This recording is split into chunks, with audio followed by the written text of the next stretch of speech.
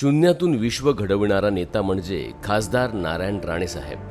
आज आदरणीय खासदार नारायण राणेसाहेब यांच्या 74व्या वाढदिवसाला शुभेच्छा देताना मनस्वी आनंद होत आहे. राणेसाहेब यांना कोणतीही राजकीय पार्श्वभूमी नव्हती.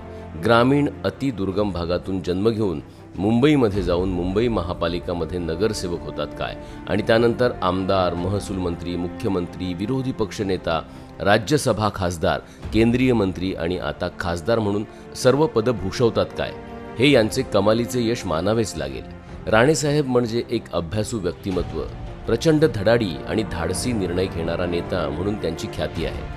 खुद्द अजितदादा सुद्धा राणेसाहेब स्वतः सभागृहात आले की पिन ड्रॉप सायलेन्स असायचा असं अनेक वेळा भाषणातून सांगायचे. यातून त्यांची आदरयुक्त भीती ही लोकप्रतिनिधींमध्ये असायची. राणेसाहेब यांनी खासदार, आमदार, मंत्री, मुख्यमंत्री, केंद्रीय मंत्री पदे उपभोगली नाहीत, तर त्या पदाची शान वाढवली. ही बाब वाखाणण्यासारखी आहे. राणेसाहेब यांच्या बाबतीत मला अजून काही गोष्टी जाणवल्या, त्या म्हणजे त्यांनी स्वतःचा व्यवसाय निर्माण केला आणि राजकारणाला व्यवसाय म्हणून नाही पाहिले. हे मात्र वाखाणण्यासारखे आहे. कार्यकर्त्याला आर्थिक सक्षम बनवणे हे होय. अजून एक खास वैशिष्ट्य म्हणजे जन्मभूमीवर प्रचंड प्रेम करणारा नेता.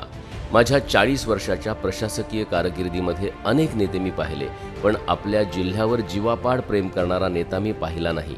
या महान नेत्याचा सहवास मला लाभला हे मी माझे भाग्य समजतो. राणेसाहेब यांच्या या आगळ्या वेगळ्या दैदिप्यमान व्यक्तिमत्वाबद्दल समुद्राची शाई आणि आभाळरूपी कागद केला तरी पुरणार नाही. या महान नेत्याला आज 74 वर्षे पूर्ण होऊन 75कडे म्हणजेच अमृत महोत्सवी वर्षाकडे ते वाटचाल करत आहेत.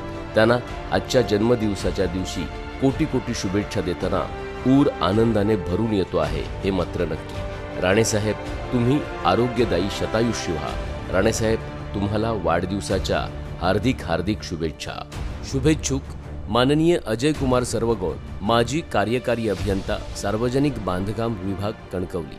ताज्या अपडेट्स आणि ताज्या बातम्यांसाठी आजच सबस्क्राईब करा आपला Sindhudurg digital news channel. Like करा, शेअर करा, कमेंट करा आणि महत्त्वाचं म्हणजे बेल आयकॉनला क्लिक करायला विसरू नका.